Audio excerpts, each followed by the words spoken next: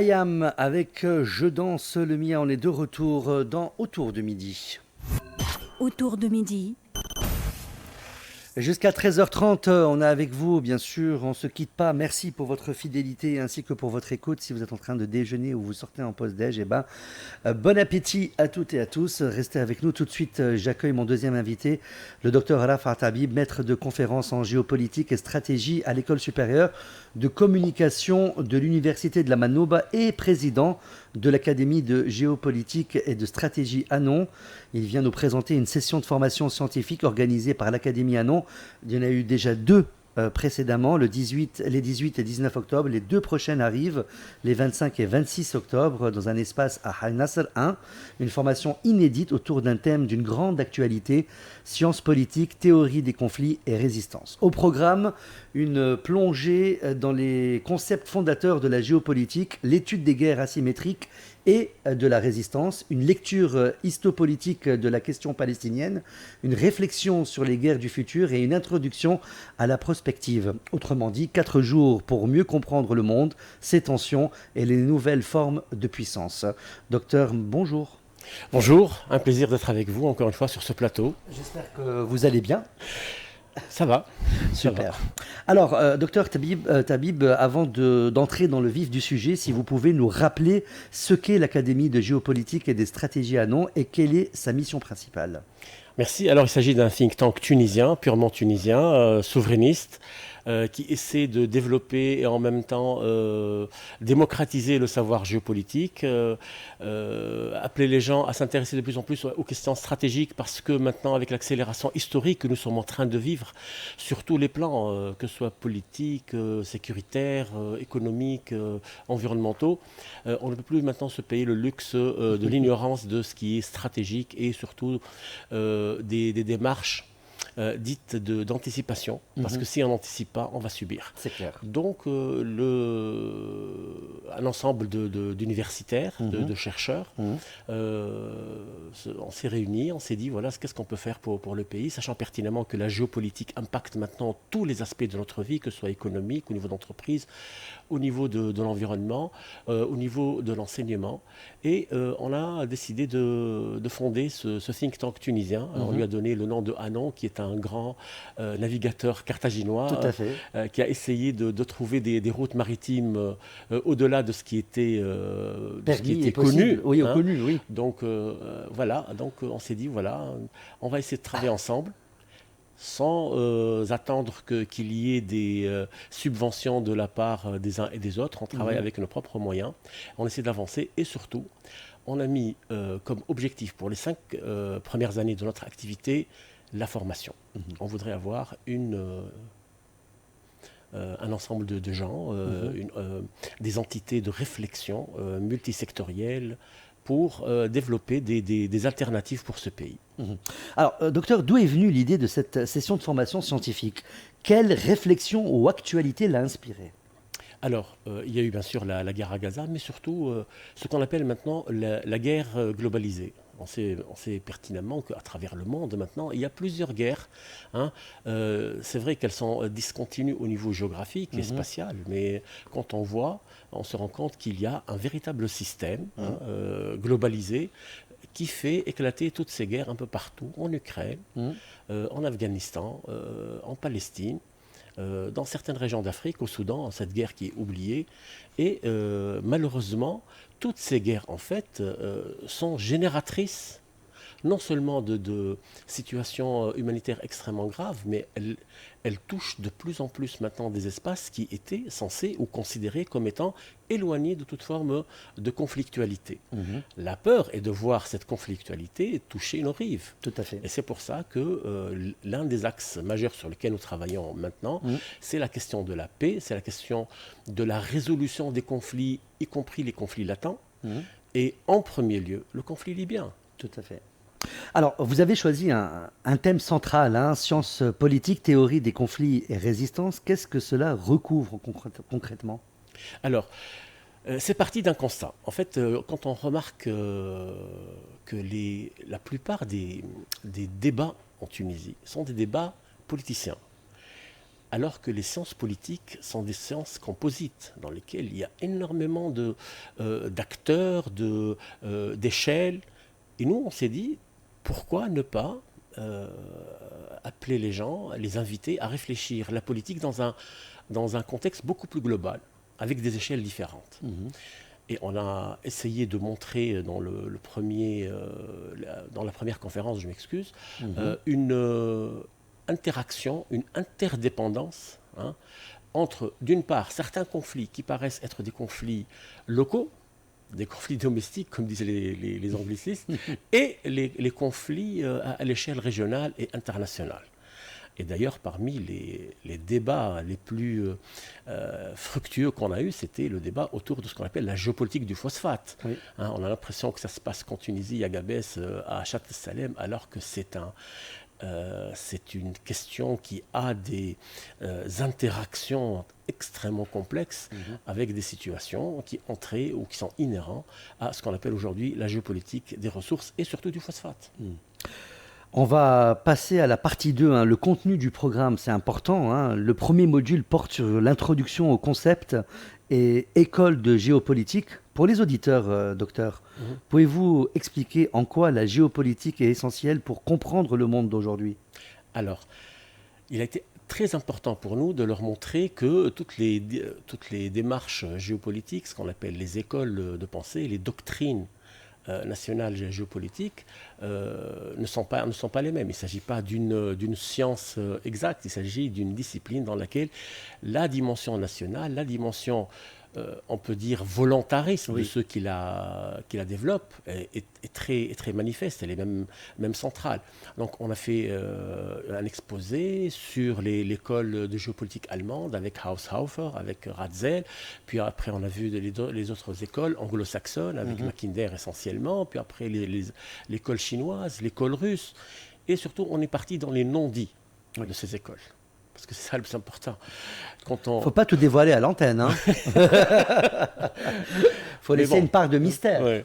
Mais dans les écrits que nous avons partagés avec les apprenants, on a montré en fait ce qui est dit et ce qui est manifeste dans les politiques, mais ce qui est non dit. Et surtout, par exemple, quand on a traité de l'école de géopolitique dite anglo-saxonne ou maritime, avec les concepts de Heartland, Rimland, etc., on a montré en fait où se trouve la Tunisie dans la conception géopolitique des autres. D'accord. Et quand je dis Tunisie, aussi Maghreb. Donc on a montré qu'en fait que certaines actions que nous avons remarquées sur le terrain, telles que par exemple l'invasion de la Libye, etc., tout ça découle d'une vision géopolitique qui a été planifiée, non pas avant-hier. Et orchestrée depuis longtemps. Oui. Exactement. Et bien sûr, quand on orchestre, comme vous venez de le dire si justement, une action géopolitique, d'abord, il y a toute une préparation qui se passe sur le terrain. Et on a donné comme exemple, qu'est-ce qui s'est passé en Tunisie entre 1830 et 1881 avec toutes ces études anthropologiques menées par des voyageurs français et européens qui sont venus dans notre pays pour diagnostiquer la situation et préparer à l'avènement de la colonisation. Tout à fait. Le second thème traite des guerres asymétriques et du concept de victoire. En quoi ces conflits sont différents des guerres classiques et comment redéfinissent-ils la notion même de victoire ? Vous savez, maintenant quand on parle des guerres, on parle de génération de guerre. Première génération, deuxième, on est maintenant à la 5e. Et dans les dernières générations de la guerre, les choses sont devenues hybrides. Tout à fait. La propagande d'un côté, les attaques sociaux, cybernétiques, les drones. etc. Tout ça fait de sorte que on ne peut pas uniquement prendre en considération le fait guerrier sur le terrain. Voilà. Donc on a expliqué, c'est fini ça. Enfin, ce n'est qu'un aspect. Et il y a d'autres aspects qui sont très, très importants. Et aujourd'hui, quand on parle de Gaza, on a expliqué que c'est vrai que dans une certaine mesure, il faut toujours relativiser, les canons se sont tus, mais il y a d'autres canons qui ont commencé à entrer sur le champ de bataille au niveau de la propagande, au niveau des représentations, au niveau de la symbolique, au niveau de la sémantique même, des termes qui sont utilisés, au niveau même de la subtilité et des nuances dans le discours qui est entretenu par certaines parties. qui sont en fait partie prenante dans la bataille, même si elles ne se revendiquent pas. Donc, on essaie d'expliquer un peu ce que veut dire une victoire. Et là, on a fait appel à des écrits scientifiques, tels que par exemple les écrits de David Galula, tous les écrits de la Rand Corporation. Toute cette littérature grise nous a permis d'expliquer un peu ce qu'est une victoire, ce qu'est une défaite dans une guerre asymétrique. Je rappelle qu'une guerre asymétrique, c'est une guerre qui se passe entre deux belligérants disposant de moyens totalement disproportionnés, mais dans laquelle ce n'est pas le plus faible qui perd nécessairement. Donc c'est un peu le paradigme de Goliath et de David. Et donc on a essayé de donner des exemples à travers le monde où ce sont les plus faibles qui ont gagné cette guerre, mais aussi on a donné des exemples où, parce que les faibles n'ont pas compris que la bataille n'a strictement rien à voir uniquement avec les armes, mais c'est beaucoup plus complexe, et là les faibles ont perdu. On a donné des exemples historiques très frappants. Très intéressant en tout cas, ça nous donne envie d'aller à ces sessions de formation. Le troisième axe, docteur, propose une approche histopolitique de la question palestinienne. Pourquoi avoir choisi cet angle et que signifie cette lecture messianique évoquée dans le programme? Voilà. Alors justement, vous savez, dans toutes ces guerres qui sont en train de se développer, et que nous sommes en train d'observer un peu de loin, nous oublions qu'il y a toujours une dimension idéologique, parfois même de l'ordre du sacré. Je vous donne un exemple, avant de parler de la question palestinienne, ce qui s'est passé en Ukraine. Vous savez, lorsque on voit la chose un peu de l'extérieur, pour nous, c'est une question de conquête territoriale, etc. Alors que, bon, quand on voit le discours que l'on voit sur les médias russes ou dans certains cercles de réflexion russophiles, on se rend compte que la chose est de l'ordre du sacré. Pour eux, le noyau historique de la Russie, de la Sainte Mère Russie, c'est en Ukraine. En plus, il y a toute cette affaire de Crimée, de tous les peuples qui sont passés par là, les Tatars de Crimée, etc. Bon. Et donc on s'est dit peut-être... Et le retour à l'Empire russe, l'URSS. Exactement. Et surtout au retour de l'Empire russe dans sa dimension la plus religieuse. C'est ça ce qui nous a interpellés. Donc on s'est dit... Pourquoi ce discours est en train de revenir avec force, pratiquement dans toutes les configurations conflictuelles dans le monde.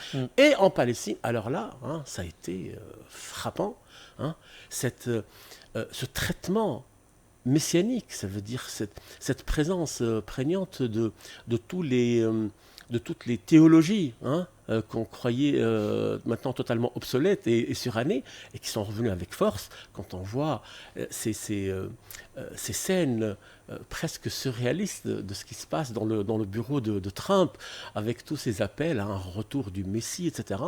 Et malheureusement... je vous coupe juste un instant, on a vu Trump avec des gens assis avec les mains sur sa tête en train de réciter une prière. Ouais. Je veux dire, ça revient en force. Bien sûr. Et non seulement ça revient en force, mais maintenant, c'est devenu même un bras de levier très, très important au niveau des urnes. Et tant que ça touche les urnes, donc ça touche le pouvoir, ça va avoir un impact direct. Alors, nous, on s'est dit, et surtout c'est le docteur Adel Limem qui est spécialiste de l'histopolitique, c'est même un des rares spécialistes au niveau du monde de cette nouvelle discipline. Il a essayé de nous faire comprendre comment maintenant on essaie de justifier toutes ces guerres par des considérations totalement sacrées, afin justement de transférer la réflexion autour de la guerre, de la rationalité territoriale, géopolitique, vers un domaine justement du sentimental. Et là, c'est de la manipulation finalement. C'est de la manipulation. Et là, c'est l'irrationnel qui va être le maître mot, qui va avoir le maître mot. Donc nous, on s'est dit, dans cette démarche, il faut qu'on ait une attitude ontologique. Ça veut dire on va vraiment aller dans une démarche compréhensif de toute cette complexité pour expliquer aux gens, faites très attention. Derrière chaque discours, il y a un métadiscours. Il faut lire entre les lignes. Exactement. Et ce métadiscours, c'est le plus dangereux. Docteur Tabib, vous abordez aussi la région face aux guerres du futur. De quel type de guerre parle-t-on? Cyber, informationnel, économique? Les trois à la fois? Entre autres, la migration, les changements démographiques, la manipulation par les réseaux sociaux et par l'information. Tous. L'environnement. Bien sûr. Quand on voit que... Parce que les gens oublient quelque chose. Nous sommes sur le littoral de la Méditerranée. Ça veut dire, la Méditerranée, ça veut dire le centre de la Terre. Et dans la Méditerranée, nous sommes le pays, avec notre voisin l'Italie, nous sommes le centre de la Méditerranée. Nous sommes le centre du centre, le cœur du cœur. Et donc, dans ce monde qui est en train maintenant de vivre une remise en cause de la globalisation, de la mondialisation, avec les dernières thèses de Trump et de son âme damnée Stephen Miron, nous sommes en train de vivre une remise en cause de la situation et du rôle historique de la Tunisie. Donc, dans ce cas de figure, il va y avoir des pays qui vont essayer de changer un peu la donne. Et je vous explique. Alors, d'ailleurs, je le dis dans mon livre, mais là, je l'ai répété aussi dans la dernière conférence. J'ai montré combien de pays ont des stratégies déclarées, écrites, médiatisées, confirmé autour de la Tunisie. Allez voir. Et ce ne sont pas des stratégies très amicales. Il y a des pays qui pensent que la Tunisie devrait être, par exemple, ce n'est qu'un exemple, parce qu'on a donné à peu près une douzaine d'exemples. Il y a un pays qui pense que la Tunisie devait être transformée en une simple station-service pour les bateaux. Et que pour cela, il va falloir changer tout le littoral tunisien pour le transformer justement en zone logistique. Ouais. Ça, c'est un pays qui pense, Ouais. qui a cette stratégie. Il a le droit de penser, mais je pense qu'il se met un doigt dans l'œil. Hein. D'accord. Mais c'est écrit. À un certain moment, c'était un pays qui avait beaucoup d'influence en Tunisie. D'accord. D'autres pays, par exemple, pensent que la Tunisie, maintenant, devrait être la portière de l'Europe. Ça veut dire qu'on va transformer des matériaux, faire ce qu'on appelle des produits semi-finis et venir les achever en Tunisie pour avoir accès au marché européen parce qu'il va y avoir des paliers. Parce que les gens sont en train de voir maintenant ce qui va venir. Hein, et là, ils se disent, cette globalisation, à un certain moment, elle va s'effondrer. Et on va revenir au protectionnisme. Et dans le protectionnisme, ce ne sera pas un protectionnisme par pays, ce sera un protectionnisme par région. D'accord. Et beaucoup de stratèges à travers le monde, notamment en Asie, disent que la Tunisie fait partie d'une configuration euro-méditerranéenne. Enfin, docteur, vous clôturez sur une introduction à la prospective. Comment la géopolitique permet-elle de penser l'avenir plutôt que de seulement décrire le présent ? Vous savez, nous sommes une force de proposition, donc nous sommes dans l'obligation de proposer des alternatives au pays. Et quand on dit alternatives au pays, ça veut dire qu'on doit au moins tracer les contours des scénarios à venir. Et les scénarios peuvent être des scénarios à moyen terme, ou à court terme, ou à long terme ? Dans les trois. Dans les trois. Mais généralement, on travaille sur le moyen et le long terme. Pourquoi ? Parce que le court terme on y est. Demeure, oui, on y est et demeure entre les mains des politiques. Et bon, on sait que les politiques, du point de vue horizon, bon, ce n'est pas vraiment la plus grande des ouvertures. Donc nous, on essaie d'aller un peu vers l'avenir et dire, voilà, ce qui est en train de se préparer. Voici comment les pays vont développer leur stratégie. Comment la région va devoir répondre aux différentes sollicitations. Et comment la Tunisie, dans toute cette configuration à venir, doit répondre. Et là, on essaie bien sûr de mettre en valeur et de mettre en exergue les points forts de la Tunisie, les cartes maîtresses que détient la Tunisie ou que détiendrait la Tunisie. Parce que quand on voit maintenant ce qui est en train de se passer, par exemple, avec le départ des Français de la région du Sahara-Sahel, quand on voit ce qui est en train de se passer dans tous les pays africains avec ce réveil des nations, quand on voit que certains pays, par exemple, de l'Europe orientale sont en train de se découpler avec l'Europe occidentale. Quand on voit aussi que l'Europe occidentale est en train de revoir aussi ses stratégies anciennes avec le pays. La Tunisie est en train maintenant de gagner des points au niveau des pays occidentaux parce qu'on s'est rendu compte que la stabilité, la sécurité de l'approvisionnement en gaz qui traverse par la Tunisie est devenue vitale pour l'Europe.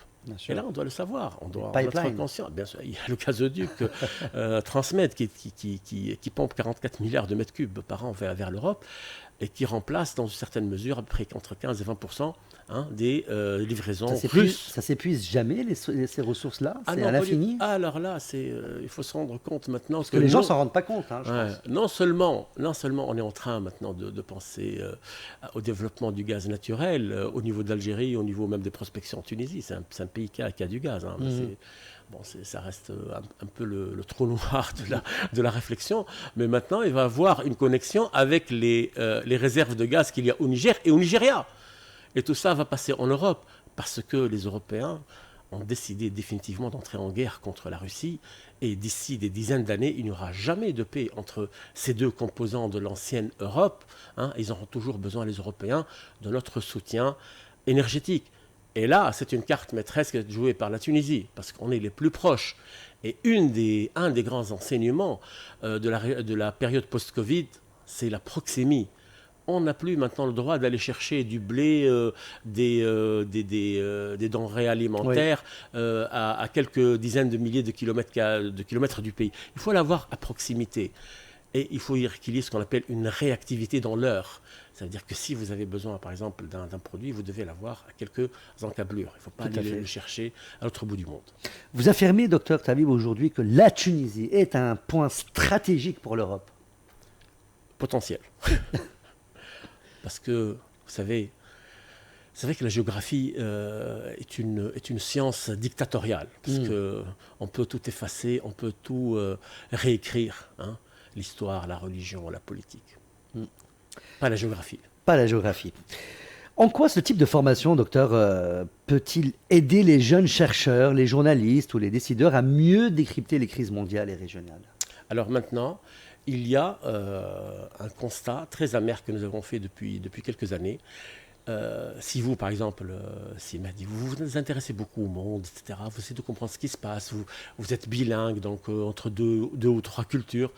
Vous savez, maintenant en Europe, les gens sont devenus réellement de véritables autistes géopolitiques. Ils ne savent même pas ce qui se passe à côté.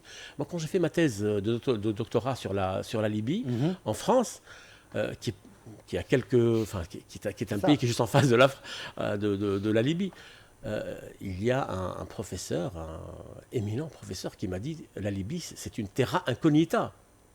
Ah, carrément. Bah oui, c'est comme s'il me parlait, je ne sais pas, moi, de la Tasmanie. Ça leur paraissait si loin. En tout cas, Sarkozy connaît bien la Libye.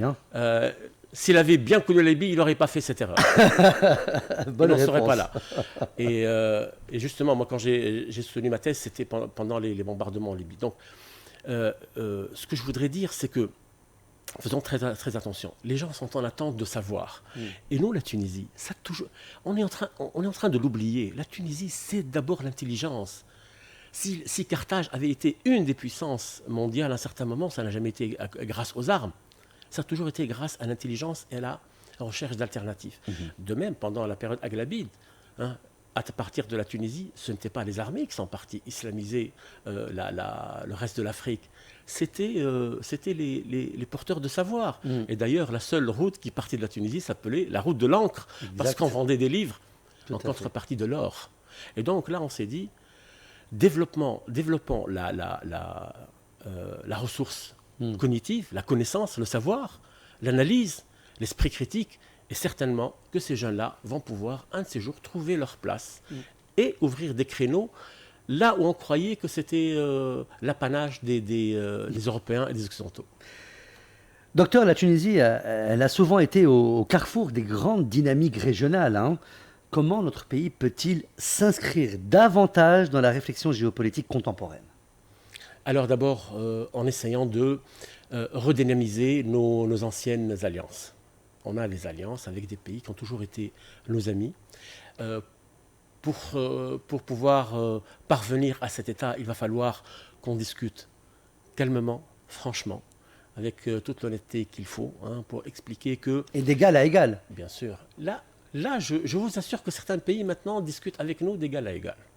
Surtout avec les autorités, bien sûr. Je ne parle pas de certaines parties qui se mettent déjà à genoux face à l'ancien colonisateur. Mais je pense que l'Europe, les États-Unis, dans une certaine mesure aussi la Chine, les puissances émergentes, voudraient avoir un débat avec la Tunisie pour voir en quoi on peut être de véritables partenaires. Aujourd'hui, par exemple, l'Allemagne cherche à entrer sur le marché libyen.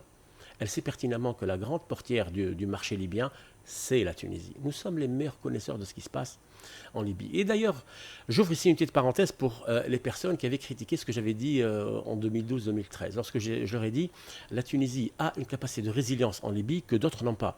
Aujourd'hui, les Turcs en Libye reconnaissent que les Tunisiens sont imbattables au niveau du commerce et des échanges. C'est vrai qu'au niveau des entreprises publiques, ils sont beaucoup plus présents que nous. Mais les Turcs reconnaissent que nous sommes les meilleurs. Et d'ailleurs, ils ne le reconnaissent pas seulement par la langue, ils le reconnaissent même au niveau du marché, parce qu'on est en train de remarquer qu'il y a des marques tunisiennes qui sont copiées par les Turcs. Donc, nous sommes la portière de la Libye.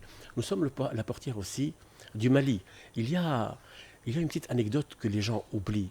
C'est que les Maliens, quand ils sont sortis en 2023, 2024, et ont exigé le départ de toutes les forces étrangères de leur pays. Ils ont exigé le départ de la France, des Européens avec leur force Takuba, même de l'ONU. C'est vrai. Ils ont demandé que les Tunisiens restent au Mali. Pourquoi ? Parce qu'ils ont eu confiance. Vous savez, la confiance, c'est un capital symbolique. Et comme dit Pierre Bourdieu, le capital symbolique, c'est le capital des capitaux. Tout à fait. Bonne réponse. On continue avec une dernière question, docteur. Quel message aimeriez-vous adresser à nos auditeurs et auditrices sur l'importance de mieux comprendre le monde pour mieux agir ? Oui, alors, une des erreurs fondamentales de notre enseignement en Tunisie, c'est de dire le marché tunisien, c'est la limite de notre horizon. Alors, l'horizon des Tunisiens a toujours été le monde. On a toujours été un pays qui regarde vers l'horizon, au-delà de la mer. C'est pour ça d'ailleurs que nous avons choisi non, parce que c'est quelqu'un qui a vu au-delà des vagues. Et donc, je leur dis, pour les étudiants par exemple, posez-vous toujours la question, comment on peut être éligible à l'emploi au niveau mondial ? Et non pas seulement en Tunisie. Le marché de l'emploi, c'est le monde, ce n'est plus la Tunisie. Et c'est ce qui est en train maintenant d'être fait à travers le monde. Dernièrement, j'ai rencontré à Paris un jeune ingénieur qui est spécialiste du gaming. Il est biélorusse. Et il s'intègre très très bien en France. Je me suis dit, mais pourquoi nous, on n'est pas les plus nombreux ici ? Je leur dis aussi qu'il faut comprendre le monde parce qu'il y a des opportunités qui s'offrent à nous. Et on est les meilleurs sur ce plan. Mais on les ignore. Si on ne s'ouvre pas au niveau des langues, au niveau de la maîtrise de la géographie, de la connaissance, etc., ça va nous passer sous le nez. Or, la géopolitique, justement, en quoi elle est importante ? C'est qu'elle impacte la manière avec laquelle réfléchit une entreprise, réfléchit un entrepreneur. Et là, je leur dis, ce n'est pas parce que j'appartiens à l'université tunisienne, et surtout à l'école supérieure de commerce, qui est une des écoles les plus performantes en Tunisie, je leur dis que chaque fois que nous avons un étudiant qui part en master à l'étranger, c'est toujours le premier. Et là, j'ai un exemple d'une quinzaine d'étudiants que j'ai eu en master depuis 2 ou 3 ans. Et chaque fois qu'ils partent à Budapest, à Paris, en Italie, à Palerme, je crois, et à Milan, on a des étudiants même au Liban. À chaque fois où je leur demande comment ça se passe, ils me disent « Monsieur, on est les lauréats ». Top. Bah, ça c'est bien, c'est un bon constat alors. Oui. Bon, on va apaiser un peu tout ça avec quelques jeux que je vous ai préparés. Docteur, on va tester votre curiosité, votre culture géopolitique. Merci. Alors, question numéro 1. On n'en a pas beaucoup, mais j'en ai quelques-unes. On dit souvent que la géopolitique est née au 19e siècle, mais savez-vous dans quel pays ce terme a été utilisé pour la première fois ? Alors, justement, c'est Leibniz qui a été le premier à utiliser ce terme. Et après, c'était Kielen, qui est un Suédois, Tout à fait. qui est un politiste, d'ailleurs, ce n'est pas un géopolitologue, qui a dit qu'en fait, la géopolitique fait partie des sciences politiques. Mais le terme Die Geopolitik, ça veut dire vraiment le concept, ça a été Friedrich Ratzel en Allemagne. Bravo. C'est exactement ça. Et c'est un terme qui est resté pendant très très longtemps banni de toutes les langues et surtout des Russes, chez les Russes et les Français, parce que c'est considéré comme étant une science allemande. Et Rudolf, qui s'appelle Rudolf, Rudolf Kielen. Exactement, politologue suédois qui s'est inspiré des travaux allemands de Leibniz. Exactement. Bien sûr. Deuxième question. Les guerres asymétriques sont celles où, réponse A, les deux camps disposent de la même puissance militaire. On enlève. Réponse B, un camp est bien plus fort que l'autre mais ne parvient pas à gagner. Et réponse C, il n'y a pas de guerre déclarée. Non, c'est le B, bien sûr. C'est une guerre entre un acteur puissant et un acteur plus faible, souvent non étatique, où la victoire militaire ne suffit pas. Exactement. J'ai bien répondu. Ah oui, totalement. Troisième question. Si on vous donnait une machine à remonter le temps, docteur, pour observer la guerre du futur, quel type de champ de bataille verriez-vous en premier selon vous? Réponse A, le cyberespace. Réponse B, l'espace extra-atmosphérique. Réponse C, les réseaux sociaux. Réponse D, tout à la fois. Alors, sincèrement, j'irai sur les réseaux sociaux. Parce que je pense que les réseaux sociaux sont en train de phagocyter notre manière de voir le monde. À tel point que il y a dernièrement quelqu'un qui m'a dit, en fait, je vous crois parce que je vous lis sur Facebook. Je lui ai dit, mais je vais vous dire quelque chose, hein, c'est un secret, hein, que ça reste entre nous. Il m'a dit, vas-y. Là, c'est plus un secret si vous le dites. C'est plus un secret parce qu'après, il a écrit justement, je lui ai dit, tout ce qu'on dit sur les réseaux sociaux, c'est la moitié de ce qu'on sait. Je pense. Même moins. Hein. Ouais. Parce que l'autre moitié, on essaie de la réserver justement à des cercles beaucoup plus restreints dans lesquels, hein, lorsque vous lancez une bombe, vous êtes certain que ça ne va pas faire beaucoup de victimes. Parce que, disons-le, hein, il y a quelque temps, lorsqu'on a dit faites très attention à ce qui s'est passé pendant le Covid, on a remarqué que nous sommes des pays qui ne mangeons pas ce que nous produisons. Juste après Covid, on a continué dans la même lancée. C'est vrai. Et ce qu'on appelle le big reset, ça veut dire un certain moment où ça allait tout redémarrer, on va tout revoir avec un esprit critique, tout ça n'a pas eu lieu. Là, je vous pose une question. Et si demain, nous sommes face à un danger globalisé, comment nous allons faire? Bonne question. Et on termine justement sur cette question. Merci beaucoup, Dr Alaa Fattabi, d'avoir été avec nous aujourd'hui dans le Tour de Midi. Je rappelle que vous êtes maître de conférences en géopolitique et stratégie à l'École supérieure de communication de l'Université de la Manouba et président de l'Académie de géopolitique et de stratégie Hanon. La session de formation scientifique intitulée Sciences politiques, théorie des conflits et résistance. Il y en a eu 2 déjà, les 18 et 19 octobre passés. Et il y en a 2 qui arrivent, le 25 et le 26 octobre, dans un espace à Haï Nasr 1. Un rendez-vous passionnant pour toutes celles et ceux qui veulent comprendre les logiques du monde, ses tensions et ses mutations. Merci. Et nous allons délocaliser bientôt parce que nous allons à Bizerte le 1er novembre. Excellent, j'adore ça. Merci encore, Dr Tabib, et bon courage pour cette belle initiative scientifique. Restez avec nous, il est 12h39. Merci de votre fidélité à toutes et à tous. Restez avec nous. Julien Doré, tout de suite, les démons de minuit, et on revient en direct du Studio 10. Merci.